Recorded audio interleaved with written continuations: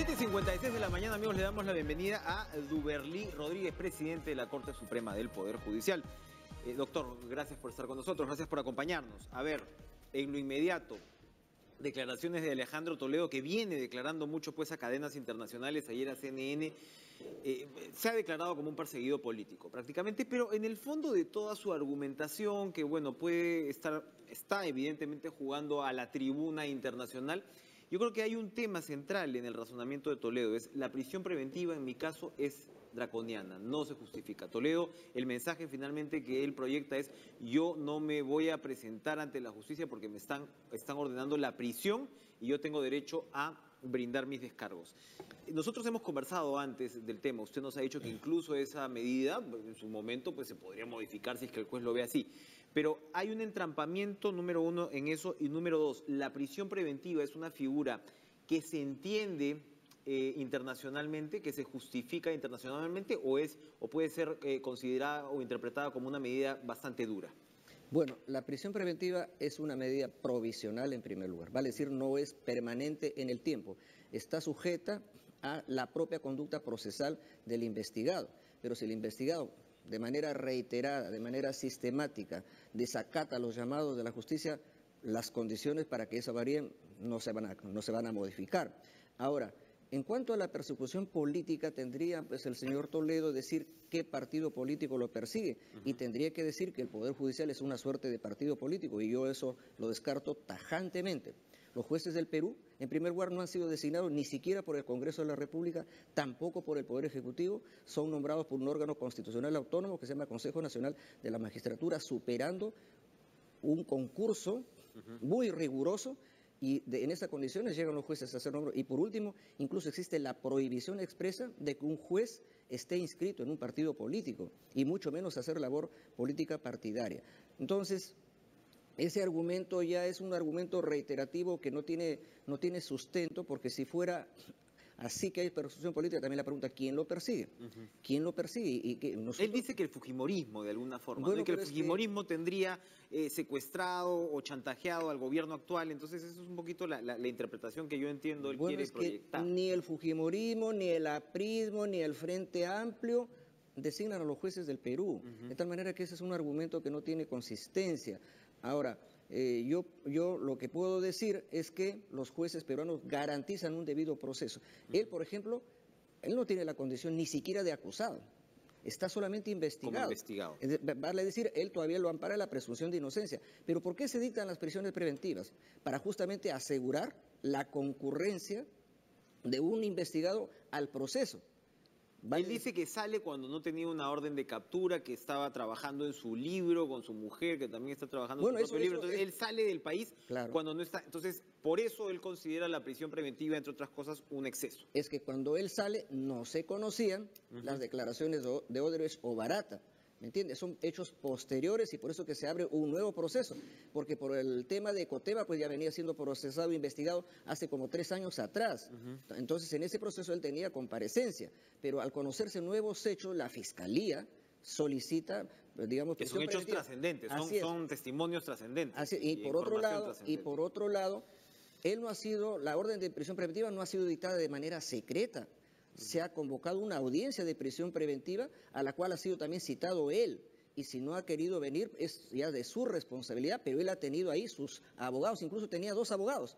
Entonces, su derecho a la defensa ha sido respetado y se seguirá respetando en todo momento. Incluso él ha hecho uso del recurso de apelación, es decir, todos los derechos que él tiene se le respetan. En conclusión, entonces, Toledo busca manipular de alguna manera tribunas internacionales para presionar sobre su caso. Bueno, lo que aparece es que en todo caso el señor Toledo él es el que estaría en todo caso politizando el tema, porque el Poder Judicial no lo está politizando. Y en segundo lugar también quiero hacer una precisión: los jueces del Perú no escogemos a quienes vamos a investigar.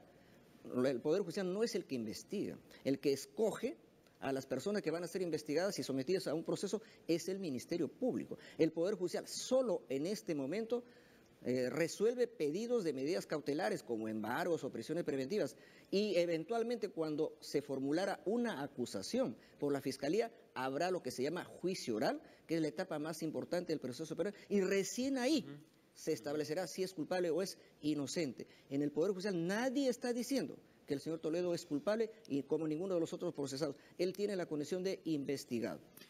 La acumulación de los dos procesos, se suponía que esto se iba a resolver en estos días, el proceso Odebrecht y el proceso Ecoteva. Tuvimos la semana pasada a la ministra de Justicia comentando cómo era importante, entre otras cosas, para en el caso de Toledo poder decirle a Estados Unidos, señor, este es el caso, aquí está la plata, aquí están las casas, aquí hay una secuencia, es un caso unificado bajo un solo código penal, que es lo que no está pasando ahora, que claro, afuera de repente pueden decir que es esto de dos casos distintos, pero sobre al final lo que es un mismo tema. Hay toda una argumentación a favor de que esto ocurra.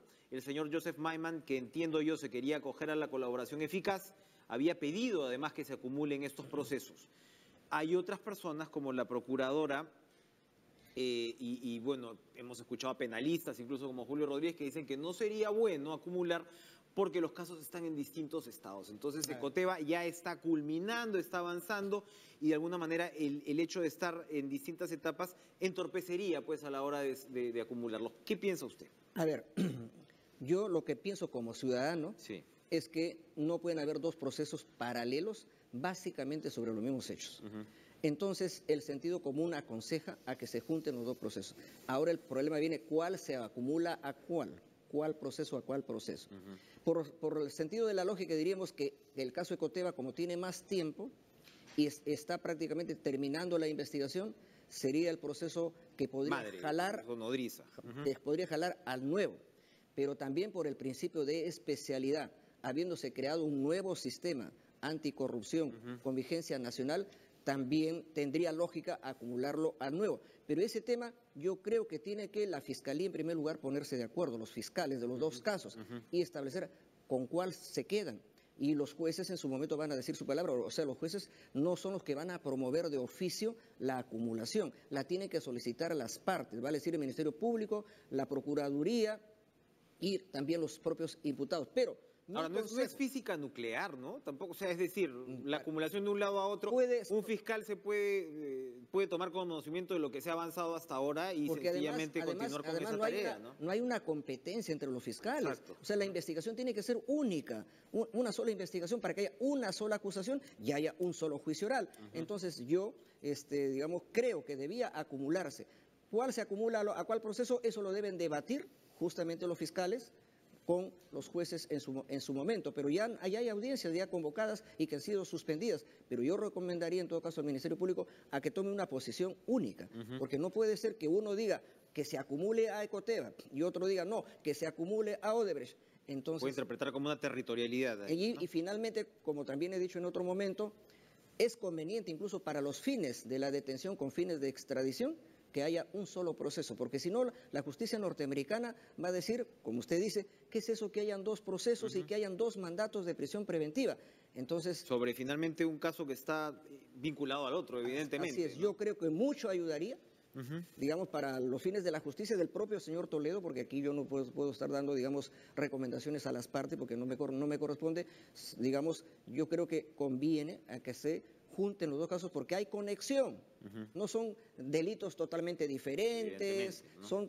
son lavados de activos, hay delitos de corrupción en los dos casos. Y la sospecha, digamos, informada en este caso es que las propiedades de Ecoteva y la plata que se utiliza en Ecoteva sería pues la que se origina en la coima, ¿no?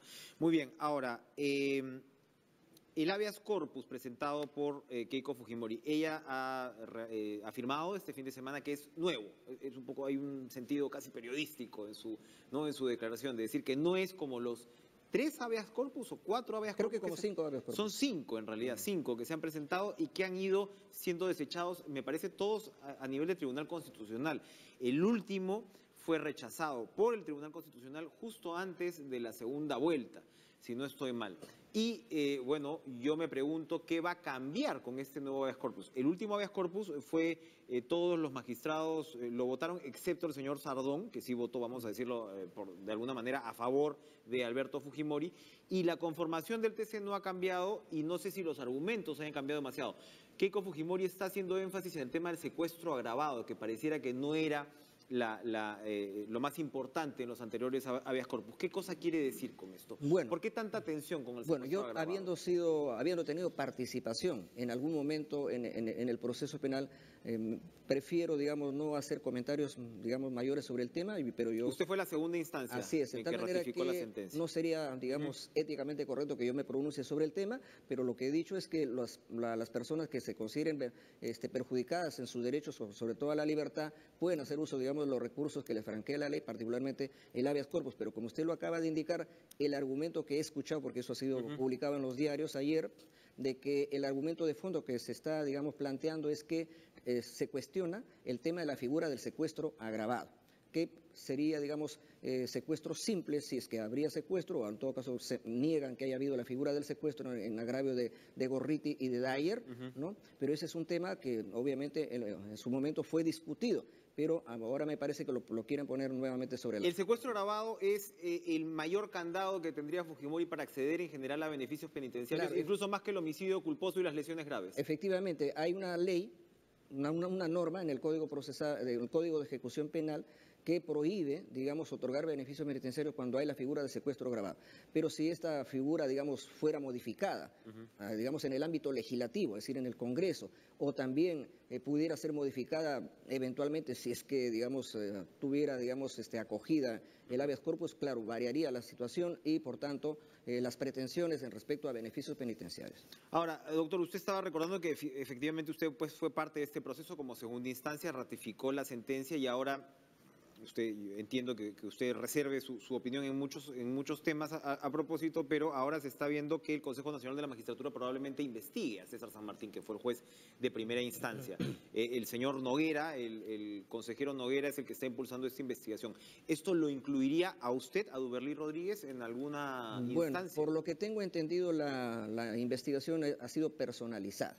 No es colectiva, no incluye a todos los jueces que intervinieron en ese caso, ¿no? Pero en todo caso el Consejo Nacional de la Magistratura tomará la decisión que corresponda y nosotros seremos respetuosos de esa decisión. Una última, doctor Rodríguez. En los últimos días, en realidad vivimos un proceso muy complicado, ¿no? Actualmente, con las acusaciones de corrupción que afectan a varios expresidentes, en fin, con esta sospecha permanente que sin duda pues tiene la ciudadanía ante la clase política en la actualidad y en un todos contra todos, donde sin duda lo que hay que es llegar pues a justicia y no pues disparar a todos los blancos, porque probablemente en eso no lleguemos a nada. Pero existe una preocupación en los últimos días sobre ciertas decisiones en el Poder Judicial que han comprometido sobre todo a exfuncionarios, exgobernadores regionales, ¿no? En el caso del señor Vázquez se ha pedido un nuevo juicio, que sin embargo pues él va a pasar en prisión. En el caso del señor Acurio, si bien no es este caso de la coima,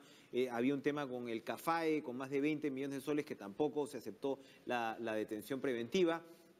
Y hay otro caso más de un exgobernador regional que en estos momentos se me escapa.